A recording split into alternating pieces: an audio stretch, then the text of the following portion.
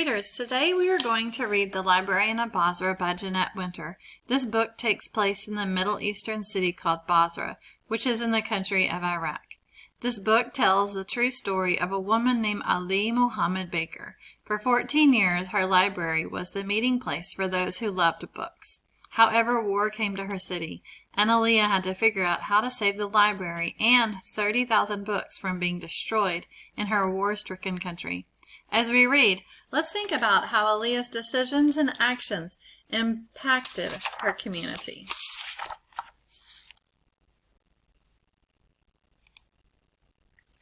Aliyah Muhammad Baker was the librarian of Basra, a port city in the sand-swept country of Iraq. A port city is a city or town located on the coast. Since the city is located near a large body of water, they are sometimes known as port cities. They are able to transport goods back and forth using ships, and many times this area can provide access in and out of the country. In Texas, Houston is one of the largest port cities in the world. Her library was a meeting place for all who loved books. They discussed matters of the world and matters of the spirit. Until now they talk only of war. The author uses speech bubbles to show the questions people are asking. Let's read them. Will planes and bombs fill the sky? Will bombs fall here? Will soldiers and guns fill the streets? Who among us will die? Will our families survive? What can we do? I'm wondering how people are feeling about the war. How do you think people are feeling about the war? What evidence can you use to support your idea?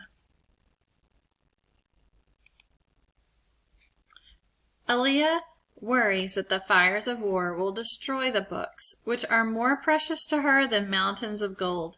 The books are in every language, new books, ancient books, even a biography of Muhammad that is 700 years old. She asked the governor for permission to move them to a safe place. He refuses. So Aliyah takes matters into her own hands. Secretly, she brings books home every night, filling her car late after work. I noticed that Aliyah says the books are more precious to her than mountains of gold. Then it says that Aliyah takes matters into her own hands. Using this evidence from the text, I can see that Aliyah thinks books are very important and that she is willing to take action. Make a prediction. What do you think Aliyah's plan is? Why do you think that? The whispers of war grow louder. Government offices are moved into the library. Soldiers with guns wait on the roof. Aliyah waits and fears the worst. Then, rumors become reality. War reaches Basra. The city is lit with a firestorm of bombs and gunfire. I can imagine people must be fearful and confused. Take a look closely at the details in this illustration. It shows us the devastation of war that can happen within a very short period of time. Aliyah watches as library workers, government workers, and soldiers abandon the library. Only Aliyah is left to protect the books. She calls over the library wall to her friend Anis Muhammad, who owns a restaurant on the other side. Can you help me save the books? Aliyah calls to her friend to help her save the books.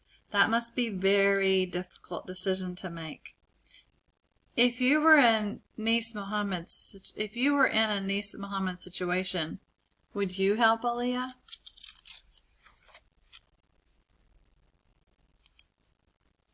I can use these curtains to wrap them.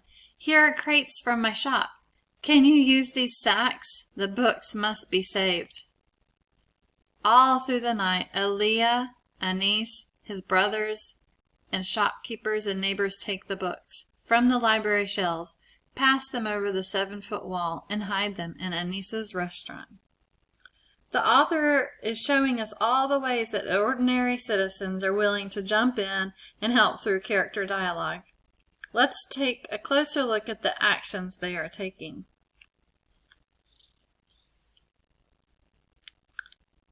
Check in on the prediction you made earlier in regards to Aliyah's plan.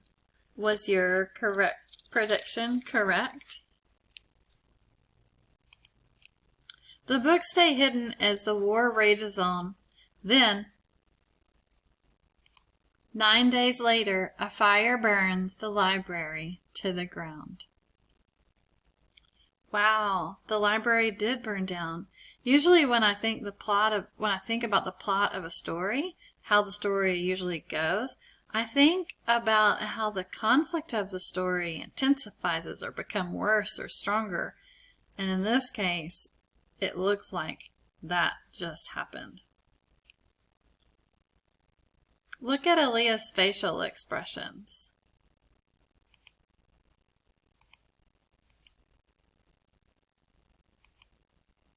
Look at Aliyah's facial expressions. How's Aliyah feeling? How can you tell?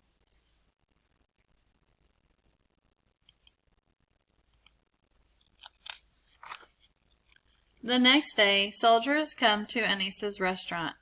Why do you have a gun? They ask. To protect my business, Anis replies. The soldiers leave without searching inside. They do not know that the whole of the library is in my restaurant, thinks Anis. At last, the beast of war moves on. Aliyah knows that if books are to be safe, they must be moved again, while the city is quiet. So she hires a truck to bring all 30,000 books to her house and to the houses of her friends. In Aliyah's house, books are everywhere, filling floors and cupboards and windows, leaving barely enough room for anything else. Aliyah waits.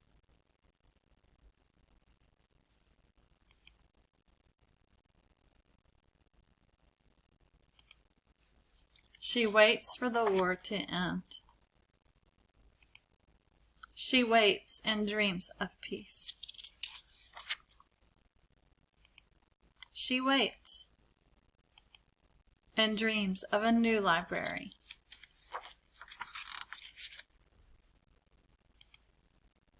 But until then, the books are safe, safe with the Librarian of Basra. Can you imagine being in Aliyah's situation? If she hadn't taken action and enlisted the help of her friends, all of the books, including historical artifacts, would have been destroyed. Do you agree with Aliyah's decision to hide the books? Do you agree with Aliyah's decision to not listen to the governor and to lie to the soldiers? See page 16. Why or why not?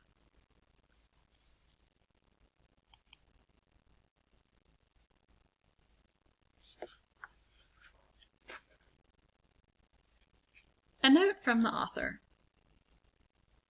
The invasion of Iraq reached Basra on April 6, 2003. With the help of friends and neighbors, Aliyah Muhammad Baker, chief librarian of Basra's Central Library, managed to rescue 70% of the library's collection before the library burned 9 days later.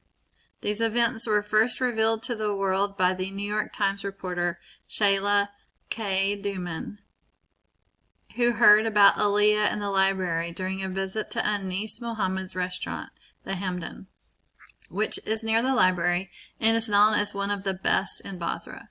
Shayla's translator said Anis had an incredible story to tell about the war, so Shayla made an appointment to talk with him. Aliyah joined the discussion, and together they went on to share this amazing story. Soon after the library was destroyed, Aliyah suffered a stroke and had heart surgery. But she is healing, and despite all, she is determined to see that the library is rebuilt. I'm happy to report that in 2004, the library was rebuilt, and Aaliyah Baker was reinstated as the chief librarian. It's amazing to think how one person's actions can save such a huge impact on a community. How would you describe Aaliyah? Would you consider her a hero? Which examples from the text can you use to support your ideas? Were her actions heroic deeds? Why or why not?